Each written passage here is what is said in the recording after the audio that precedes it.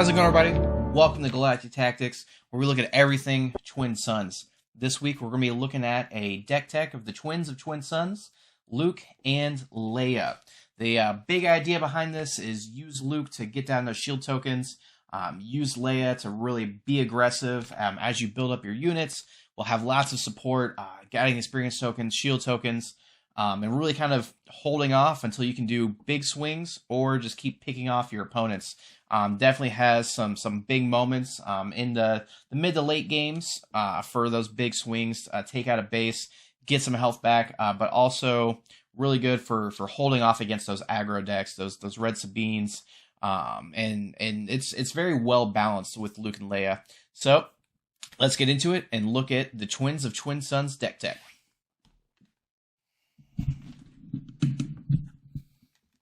So we're going to start with our leaders, starting with Luke Skywalker himself. As your leader in the leader zone, he has, for his action, you use a resource and exhaust Luke Skywalker. Give a shield token to a friendly heroic unit you played this phase. You're going to use this probably after turn 3 or 4, depending on how you spend your resources. You really want to make sure you're hitting those key spots. Make sure you're using as many resources as possible, because the more resources you use throughout the game, you're more likely to win. If you use more resources than your opponents, then that means you've played more cards, you've done more actions, you're going to win. So definitely making sure that you're utilizing all of your resources. The best is going to be key with every Twin Suns deck, not just this deck. And then when you deploy Luke Skywalker, comes out as a 4/7 Force Rebel. On attack, you may give another unit a shield token. So this is going to be huge. Giving those shield tokens, this is a way to really end the game as you're protecting your units. You can also give your units multiple shield tokens, not just one. So these can stack, which can be huge for your bigger units we'll go over later. Then, looking at Princess Leia Organa, our second leader, going to give us that command aspect in the leader zone. For her action, attack with a rebel unit, then you may attack with another rebel unit. So you get 2 attacks, really breaking down, kind of cheating that resource economy, that action economy, so that you're doing multiple damage, either to a unit or to a base. Definitely want to hold off on Leia, putting her into the battlefield until you have a few units, because when you deploy her, it comes a 3/6 raid 1, so she's a 4/6. When attacking bases and other units. When this unit completes an attack, you may attack with another rebel unit. So kind of the same as when she's in the leader zone, but utilizing that action resource economy, kind of cheating it out so you can get a couple attacks. You can get 10, 15 with one Leia Organa. With the base we're going to use, we can use either one of the cunning bases, chopper base, or the administrator's tower. Which one we're going to use, obviously, they don't really matter. I don't really like the rare base. That epic action of that -4, -0 to an enemy unit doesn't really, justify the 5 health that you're losing. So you'll have other options. The resource, the experience tokens, the shield tokens, going to be good enough. So just getting that extra 5 health, making sure you have that 30 health on your base to keep going. It's going to be, what you need. So kind of one of our other cards, we'll go through a few cards. Vanguard Ace, 2, 1 and a 1. When played, for each other card you play this phase, give an experience token to this unit. Just another way to keep getting experience tokens. Going to be huge in the late game. So you play, 2, 3, 4 units, you can play Vanguard Ace, give everything an experience token. Remember, you don't always need to resource everything you draw. So you draw 2 cards kind of every phase, and if you don't resource, you get to keep that card. So it's almost card draw by not resourcing a unit. So if you have 7, 8, 9 resources you're going to endgame, now you're getting 2 draws every phase. So you're going to get more units built up as you have your resource pool. I would say 7 or 8 is kind of the sweet spot of this deck. So once you get to 7 or 8, depending on how comfortable you feel, start just playing those cards. You don't really need to resource anymore. The Force is with me. Choose a friendly unit and give 2 experience tokens to it. If it's a Force, if you control a Force unit, also give a shield token to a chosen unit. So it doesn't need to be the Force unit you give it to, Luke's on the battlefield and he's just there, you're giving another shield token. And then you may attack with that chosen unit. So again, we're cheating the action resources. We're getting an attack in. We're doing a lot. So you're giving something +2/+2, a shield token. You can trade in, just use that shield token. You still have that body on the ground or in space. And, that's just kind of a way to kind of push what you're doing. And then Rogue Squadron Skirmisher, 6/4/6, ambush. You get to play it, attack, and then when played, return a unit that costs 2 or less from your discard pile to your hand. So you have some of those kind of weaker units, almost just like the Vanguard Ace as well. You get that Vanguard Ace back, put it in your hand, play it. Nice way to use it again in the end game.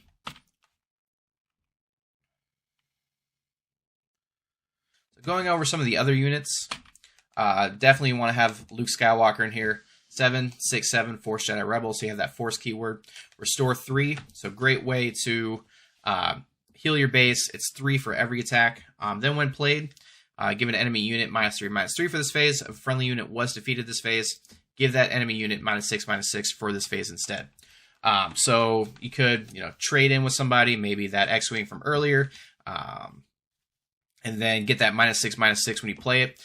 Basically defeating a unit as soon as Luke Skywalker drops. So you get that 2 for 1, drop a big body. You have a restore for next time. If you can figure out a way to ready him, even better. And then also take out one of their bigger units.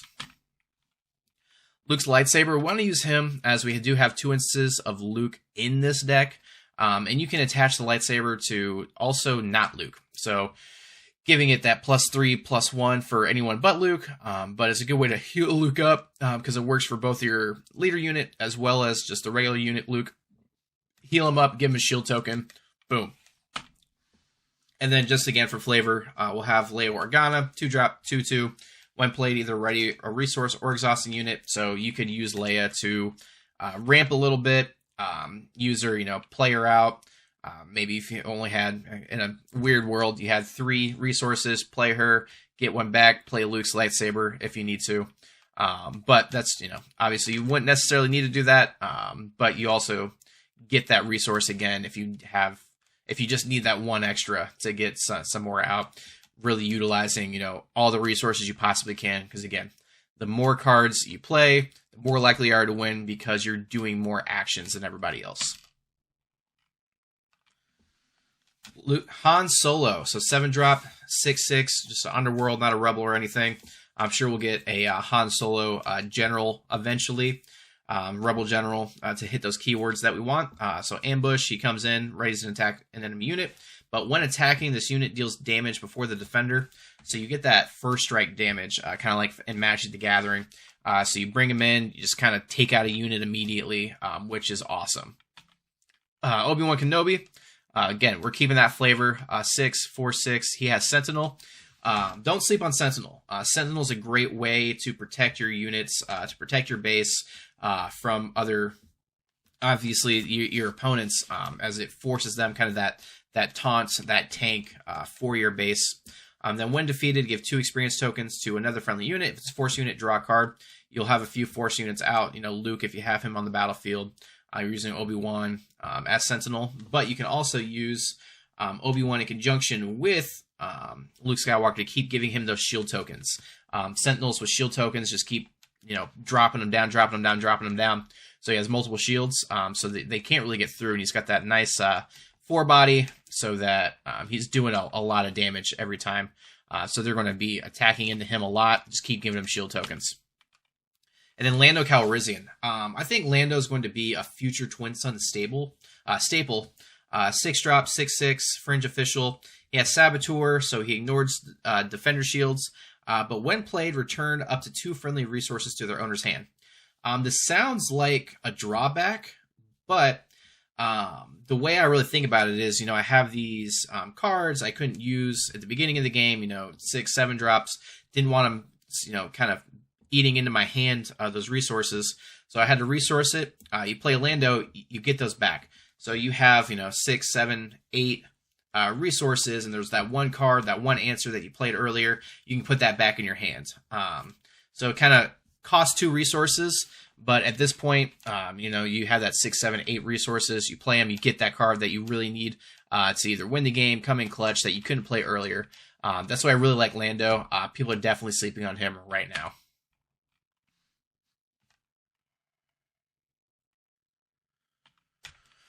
Couple other cards we're looking at, General Krell. I like him.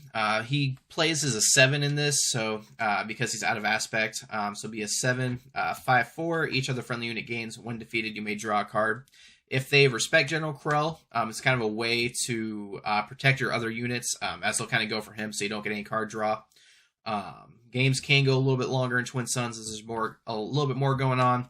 But usually around, I would say, 8, 9, 10 is when the game starts to really come to a close. So if you get them out on 7, it may be worth it. If you can ramp up into them, even better. But I like that, just, having that force keyword, and then a little bit of card draw, make it scary. And then Jedi Lightsaber, again, you don't necessarily need to put the Jedi Lightsaber on a force unit. You just get that extra bit of value from that force unit. So attach to any non-vehicle unit. Basically give somebody 3 experience counters. So give them +3/+3. And then on a forced unit, give the defender -2/-2. So just kind of almost giving them +5/+5 on a force unit, which can be huge to take out either their leader or a big unit that is really messing with you. You add a shield token onto that, you're doing really well. A few that we want to go over, who do we want to give these shields to? Baze Malbus, 4-drop, 2/5. He has grit. And then when you have the initiative, you have Sentinel. So giving your Sentinel units, your bigger units, those shield tokens, so that they have to crash into these guys is going to be awesome. Something with grit is they kind of become glass cannons there. So you can turn Baze into a 6/1, becomes a glass cannon, but you give him that shield token, then he's still going. You give him multiple shield tokens. Now you're just firing your own little Death Star at somebody. And they have to crash into him. So just giving them those multiple shield tokens as you can is going to be a great defense. It may even detract folks from attacking into you as you become that bigger threat, because everyone's going to have to attack into you, trade their units just to get them down to use those shield tokens. People are going to use a lot of resources just focusing on your shield tokens and your bigger units that have them. And then Alliance Dispatcher, a way to ramp. 1-drop, 1/2. This is another one that's going to be a staple in every single green deck. So for his action, play a unit from your hand. It costs 1 less, turning that Krell from earlier from a 7 to a 6. And that's a whole turn before you could have played him before.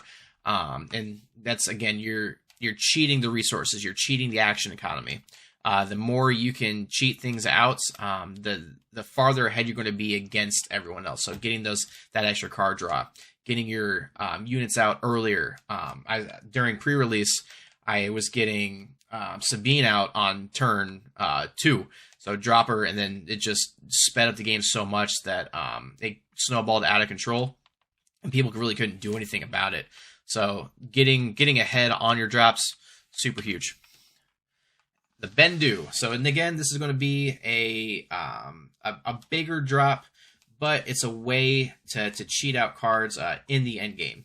So if you have a few non-villainy, non-heroic cards on attack, they cost 2 less. So you're cheating out more units in the end game, kind of comboing off with the I believe it was the X-Wing from earlier.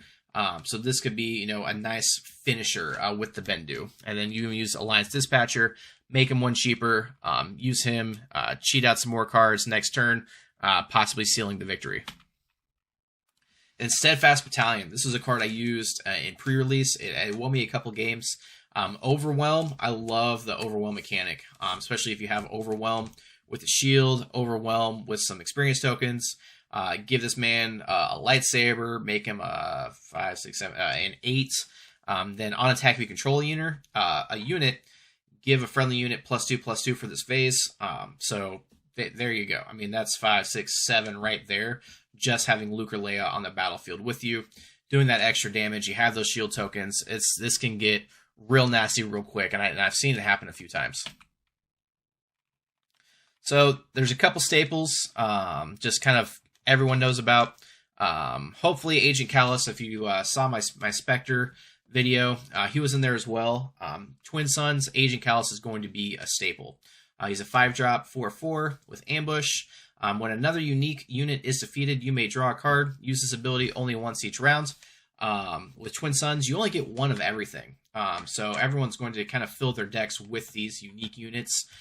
So you're guaranteed at least one card draw every phase. As it's not just yours, it's everybody. So when another unique unit is defeated, that's for the entire table.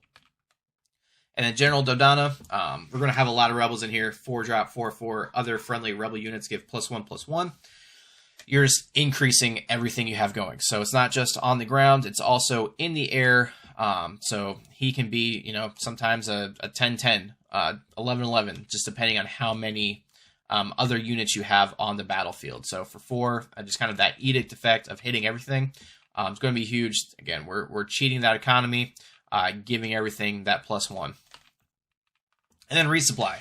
Resupply is a staple. We want to ramp as much as possible. There's not too many ramp options yet, but this is one of them. And then even if you draw it later, you can just resource it as you need to. So if you have, I would say, I always use resupply in order to get my leader out earlier. So if you can cheat out your leader with resupply, play it. If you already have your leader out, if you have more resources than your leader needs, you can just resupply and almost call it like a free resource. Then a few synergies. A lot of these are also from the Spectre, as it's heavily the same. We know we want that Mon Mothma, that 2/1/3, you know, a little card search, draw the rebels, Bail Organa, give an experience token to another friendly unit. So that's another one. You want to put a shield token on Bail Organa, as many as possible. That way he can just keep popping out experience tokens every phase. Admiral Akbar, you know, even more flavor. He's got restore, damage unit equal to the number of units you control in the arena. So a way to do a little targeted removal. Wedge Antilles. Each friendly vehicle gets +1/+1 in ambush. So these are some big ones. And then home 1, restore 2. Each other friendly unit gains restore 1. Yeah, this is going to be another staple. Home 1 is going to be a staple in every single green heroic deck. Big body. Then when played, you can play a heroic unit from your discard pile, cost 3 less. Get back your Luke Skywalker from earlier. Get back your Obi-Wan. Nice finisher. Bright Hope, Sentinel, you know, holding the body, holding the ground, holding space. So those are like some of the definitely the core cards. I like to build the cores so you can kind of fill it in wherever you want. As you see, I didn't have too many space units, so kind of fill in it as you want. Make sure you have those rebels. Make sure you're having something with card draw. I really like flavor when it comes to my decks. I really want everybody to build their decks, you know, the way you want to, and not necessarily, you know, here's exactly what you need in your deck, but here's an idea for a deck. Here's a few cards to support that. Go find other cards to do so. Come up with those crazy interactions. Let me know in the comments, you know, what are some interactions you find, you know, with this deck? You know, how are you utilizing the shields? How are you utilizing the experience tokens? Make sure you like and subscribe so that you can get our next deck tech. We're doing some unboxings here, looking at you know, just kind of state of Twin Suns, Star Wars Unlimited in general. So until next time, may the Force be with you.